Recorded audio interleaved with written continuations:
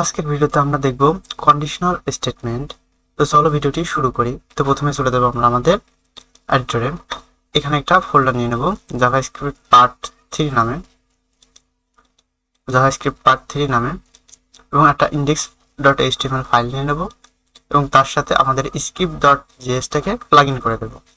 এবং আপনারা সবাই একটা এক্সটেনশন ডাউনলোড করে নেবেন, লাইভ প্রিভিউ।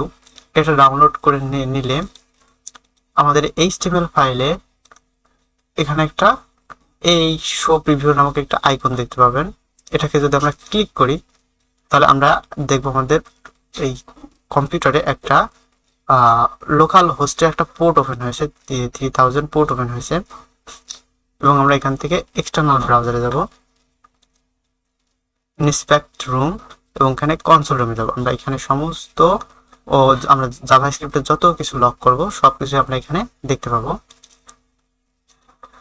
আমরা জাভাস্ক্রিপ্ট প্রথমে আমরা একটা ভেরিয়েবল নিয়ে নিই, যে কোনো একটা ভেরিয়েবল আমরা নিলাম এবং তার ভিতরে কিছু ভ্যালু অ্যাসাইন করে দিলাম। অ্যাসাইন করার পর প্রথমে আমরা দেখবো ইফ এলস কন্ডিশনের স্ট্রাকচারটা। আসলে আমরা মূলত কন্ডিশন কেন ব্যবহার করে থাকি? কন্ডিশন অনেক সময় দেখা যাচ্ছে যে আমাদের এমন হয় যে যদি এটা হয় তো এটা করো, যদি এটা না হয় তো এটা ওইটা করো, এমন একটা শর্ত দেওয়ার প্রয়োজন পড়ে। তো ঠিক সে সমস্ত জায়গায় আমরা এই কন্ডিশনাল গুলো ব্যবহার করে থাকি। তো আমরা চলো একটা উদাহরণ দেখে নিই। ইফ আমরা যদি ইফ লিখি তারপর প্রথমে ইফের দুইটা অংশ দেখবো, একটা হলো এই প্যারেনথেসিস, এই প্যারেনথেসিসের ভিতরে থাকে কন্ডিশন এবং একটি কোড ব্লক। যদি এই প্যারেনথেসিসের ভিতরে আমরা যেই কোডগুলো দেব সেগুলো সলভ হবে, সলভ হওয়ার পর এটা একটা ভ্যালু রিটার্ন করবে, হয় ট্রু রিটার্ন করবে নয় ফলস রিটার্ন করবে। যদি ট্রু রিটার্ন হয় তাহলে আমাদের এই কন্ডিশন ব্লকের ভিতরে অর্থাৎ এই কার্লি ব্র্যাকেটের ভিতরে যে কোডগুলো থাকবে সেগুলো এক্সিকিউট হবে, আর যদি ফলস রিটার্ন করে তাহলে এগুলো এক্সিকিউট হবে না। তো চলো আমরা এখানে একটা কন্ডিশন দিয়ে দিই, এ সমান সমান যদি 3 হয়, অর্থাৎ এর মান আমরা 3 দিচ্ছি, এ সমান সমান যদি 3 হয়, এটা হলো অ্যাসাইন বা এটা হচ্ছে কন্ডিশনাল, এটা হলো অ্যাসাইন, মানে অ্যাসাইন বলছে এটা হলো শর্ত চেক করছে যে যদি এ এর মান যদি 3 হয় তাহলে এটা ট্রু রিটার্ন করবে। ট্রু রিটার্ন করলে আমাদের এখানে একটা কথা তুমি প্রিন্ট করাবো, এখানে প্রিন্ট করবে এর মানকে প্রিন্ট করবে।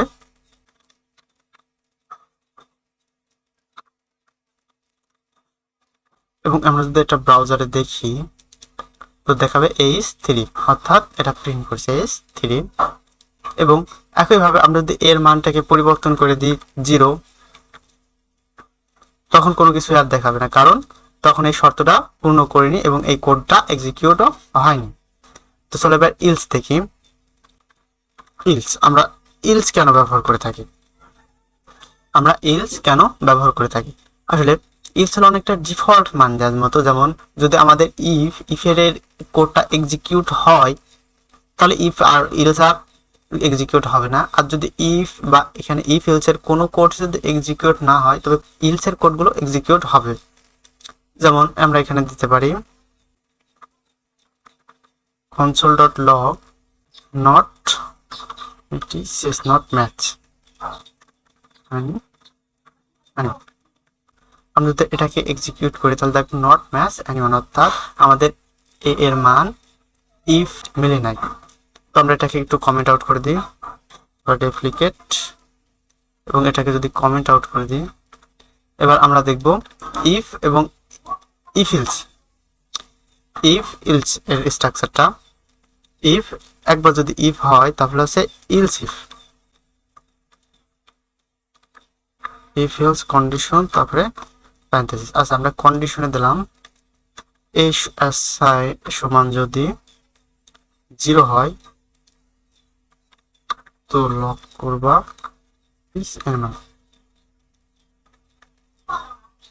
এবার আমরা দেখি যে যদি আমাদের এর মান 3 হয় তো এটা প্রিন্ট করবে, আর যদি এই শর্তটা পূর্ণ না হয় তো এই শর্তটি পড়বে, এবং এই শর্তটি পূর্ণ না হলে ইলসে যা আছে তা এক্সিকিউট হয়ে যাবে।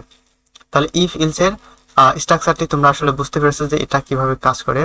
আমরা ঠিক ইফ এলসের এই কাজগুলো আমরা সুইচ দ্বারাও করতে পারি।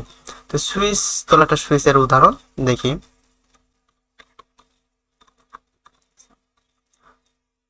তো আমরা সুইচ লিখি, সুইচ সুইচ একটা কিওয়ার্ড, এবং সুইচের এখান থেকে এই প্যারেনথেসিস এখান থেকে কন্ডিশন বা এখানে আমরা একটা কি দিয়ে থাকি বা কি ভ্যালু দিয়ে থাকবো, এবং এই কির আন্ডারে যে ভ্যালুটি থাকবে সেই ভ্যালুটা এখানে আমরা এই প্যারেনথেসিসের ভিতরে যা দেব এটা সলভ হবে, সলভ হওয়ার পর একটা ভ্যালু রিটার্ন করবে, এবং সেই ভ্যালু যেই কেসে থাকবে সেই কেসটি এক্সিকিউট হবে। ইফ এলস ইফের বেলায় কি হচ্ছিল, এই প্যারেনথেসিসের ভিতরে যেই কোডগুলো থাকছিল সেই কোডগুলো রিসলভ হওয়ার পর ট্রু অথবা ফলস রিটার্ন করছিল। ঠিক সুইচের বেলায় এই প্যারেনথেসিসের ভিতরে যারা থাকবে তাদের সলভ হওয়ার পর একটি ভ্যালু রিটার্ন করবে, এবং সেই ভ্যালুটি যে কেসের সাথে মিলবে সেই কেসটা এক্সিকিউট হবে। তো চলো আমরা দেখি, আমরা কিতে যদি এ সমান এ এর মান দিয়ে থাকি এবং এর মান রিসলভ হলে কতবার পাবো, এর মান রিসলভ হলে আমরা 0 পাবো, এবং আমরা ভ্যালুতে যদি দিয়ে দিই 1, এবং এটা হলে লক করবা ভ্যালু ইজ এ। তারপরে ব্রেক। আচ্ছা, ব্রেক কিওয়ার্ডটি কেন ব্যবহার করি আমরা একটু পরে দেখি। তো আমরা কেস 1 দিলাম, আমরা এভাবে ঠিক কেস 2 দিতে পারি।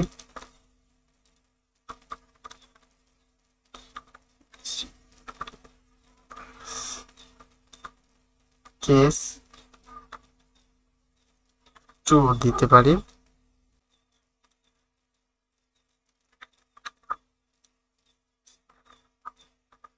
অনুরূপ আমরা কেস 3, 4 সবই দিতে পারি। আমরা এখানে কেস দিয়ে দিলাম 3, কেস দিয়ে দিলাম 4, কেস 5,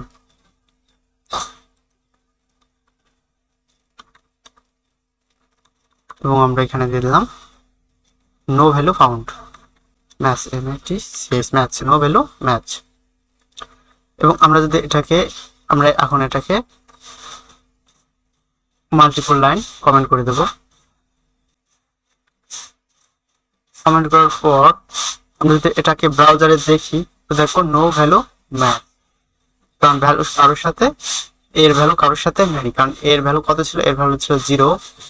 এখানে আমরা 1, 2 এর ভ্যালু রিসলভ করলে এখানে 0 রিটার্ন করবে, এবং তার ভ্যালু হবে যদি 1 হতো তাহলে এটা প্রিন্ট করতে হতো, বলে এটা কিন্তু এখানে 0 কোথাও নাই, এজন্য কোনো কিছুই ম্যাচ করিনি। আমরা যদি এখানে 2 দিয়ে দিই এবং এবার দেখি তো এখানে ভ্যালু প্রিন্ট করছে 2, এবং সর্বশেষে নো ভ্যালু ম্যাচ, কিন্তু কেন? আসলে আমরা কোথাও ব্রেক ব্যবহার করিনি, অর্থাৎ এটা চলতেই ছিল। আমরা যদি এটাকে এখন ব্রেকটা দিয়ে দিই, ব্রেক কিওয়ার্ডটা দিয়ে দিই, অর্থাৎ একবার এই 2 ভ্যালু এটা রিটার্ন করার পর আমরা এই সুইচ থেকে বেরিয়ে যাব, তাহলে দেখবো যে আমাদের শুধু একটি ভ্যালুই প্রিন্ট করেছে। তার মানে আশা করি বুঝতে পারছেন যে ব্রেক দেওয়াটা কেন গুরুত্বপূর্ণ। সুইচ ব্যবহার করলে আমরা অবশ্যই ব্রেক দেবো, না হলে দেখা যাচ্ছে যে একবার সুইচ চলার পরেও আবার ফের ওই সুইচটি চলতে থাকবে। তো আজকের ভিডিও এই পর্যন্তই, দেখা হবে পরবর্তী ভিডিওতে। চ্যানেলটিকে অবশ্যই সাবস্ক্রাইব করবেন। আল্লাহ হাফেজ।